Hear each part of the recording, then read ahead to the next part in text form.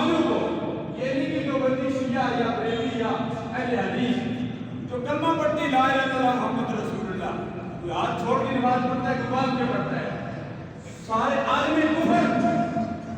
مسلمانوں کو ختم کرنے کے در پہ ہے۔ مسلمانوں کو چاہیے کہ کأنہم بنیان مرصوص، کہ اپنی تفسیر بن جائیں، ایک ہو جائیں۔ جب ایک ہو جائیں گے، یہ ملک پاکستان نہیں بلکہ پوری دنیا میں جناب مصطفیٰ صلی اللہ علیہ وسلم کا حفاظت ہو جائے گا، جبر اکبر بھی آزاد ہو جائے گا، پھر سلطان صلاح الدین ایوبی جیسا کوئی مرد مجاہد الجلال بھیج دے گا، اور وہ دن بھی آئے گا اس ملک پاکستان میں بھی نظام مصطفیٰ مقدر بنے گا، نظام مصطفیٰ کا نفاذ پوری دنیا میں ہوگا۔ ضرورت اس امر کی ہے کہ ہم اپنی زندگی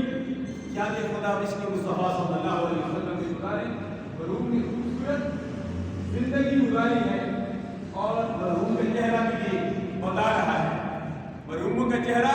چمک دمک رہا ہے۔ اس موقع پر میں نصیر ملت بھی نصیر الدین نصیر علیہ رحمت کا یہ شعر پڑھتا ہوں، اور یہ پڑھنا چاہیے، ترنم میں پڑھتا ہوں۔ نور آنکھوں میں تو چہرے پہ اجالے ہوں گے، یہ سارے سرکار کے غلام ہیں، سارے سرکار کے دیوانے ہیں، کلمہ پڑھنے والے ہیں، لا الہ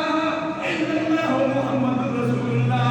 مرحوم بھی کلمہ پڑھنے والے، مرحوم کی وجہ سے ابھی بھی یہ کلمہ پڑھتے ہوئے دنیا والی کو چھوڑ گئے، ہمارے آبا و اجداد بھی دنیا والی کو چھوڑ گئے۔ نصیر ملت نے فرمایا تھا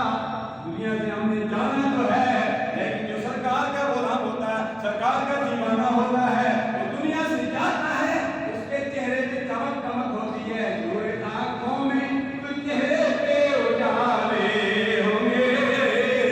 مصطفیٰ والوں کے انداز نرالے ہوں گے۔ میں دعا کرتا ہوں اللہ تبارک و تعالیٰ خواجہ محمد ممتاز خان صاحب اور خواجہ محمد سعید صاحب، خواجہ ٹینٹ سروس والے، اللہ ان کے بھائی مرحوم